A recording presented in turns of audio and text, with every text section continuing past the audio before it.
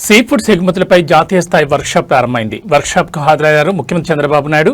ముఖ్యమంత్రితో పాటు వర్క్షాప్లో పాల్గొన్నారు కేంద్ర మంత్రులు రాజీవ్ రంజన్ సింగ్, రామ్మోహన్ నాయుడు, చిరాగ్ పాస్వాన్, మంత్రుడు అచ్చెన్నాయుడు, డోల బాలవీరాంజనేయ స్వామి, ఎంపీ బీద మస్తానరావు జ్యోతి ప్రజ్వలన చేసి వర్క్షాప్ను ప్రారంభించారు ముఖ్యమంత్రి చంద్రబాబు నాయుడు.